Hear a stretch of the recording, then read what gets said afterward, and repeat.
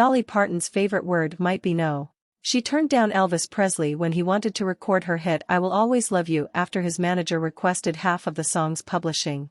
She initially declined her invitation to join the Rock and Roll Hall of Fame. And she forgoed performing at the Super Bowl halftime show several times. Most artists wouldn't pass on those golden opportunities, but this American treasure is unbothered. Oh, sure. I've been offered that many times, Parton tells The Hollywood Reporter about the halftime show. I couldn't do it because of other things, or I just didn't think I was big enough to do it, to do that big of a production. When you think about those shows, those are big, big productions. I've never done anything with that big of a production. I don't know if I could have. I think at the time that's what I was thinking. Now that she's releasing her first ever rock and roll album, Rockstar, is out November 17th, she looks at the epic performance slot a little differently. It would make more sense. That might change. I might be able to do a production show. But Parton doesn't sweat the small things, and with a rich career like hers, those offers can be categorized as minor. She's won 10 Grammys with 53 nominations, placing second behind Beyoncé for most nominations by a female artist. She's a two-time Oscar-nominated songwriter who has written her own hits and those for your favorite performers. She's logged 25 #1 successes on the Billboard Hot Country Songs chart, and she's saturated all facets of pop culture, from acting and producing to philanthropy and fashion. On this particular day in October, Parton is in a fitted powder blue suit and silver heels that match her silver accessories.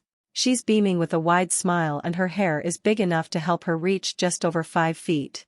Dolly is a force of evolution and transformation in our industry, but she does it with such playful levity it almost looks effortless. Her sense of humor and mischief are easily my favorite things about her, because I think it forces the world to reconcile that a woman can be a serious artist and writer who also has raucous fun with it, can make people laugh and be in on every joke, Taylor Swift tells THR. She's never stopped challenging herself to clear new hurdles and explore new territory artistically, and I think that speaks to her great curiosity about the human condition.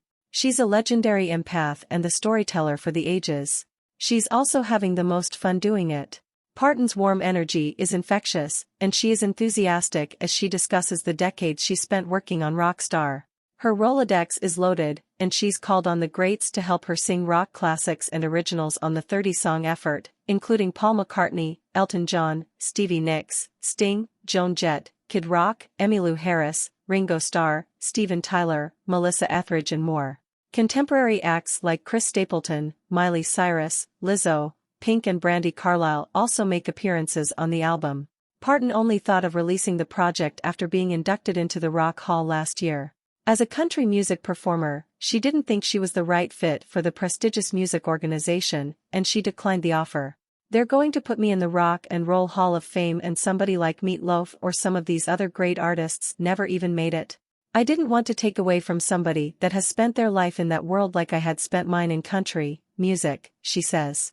She eventually learned more about who is invited to join the Rock Hall, which now includes a variety of artists, from rappers, Jay-Z, to pop stars, Janet Jackson. This year's incoming class includes Willie Nelson, Missy Elliott and George Michael. They told me all the ways that people's music has influenced other people around the world, and told me about other people that were in it besides rock. Then I accepted it. But I still didn't feel great about it. I still thought I needed to earn it, she adds. That's why I thought, well, timing is perfect. There's a real reason for me to do this rock and roll album. Here I am, a rock star at 77.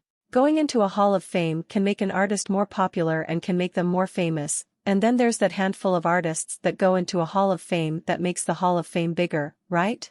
That's Dolly Parton, Garth Brooks tells THR. The rest of the 99% of us are just trying to get in there so we can say we're in the Hall of Fame.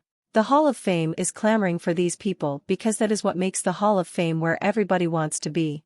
During an interview in Nashville, the singer sipped and spilt tea, discussing topics like taking her life story to Broadway, almost collaborating with Cher and Ed Sheeran, AI recordings, cancel culture and entering her rock star era. I don't want it to be half-ass country.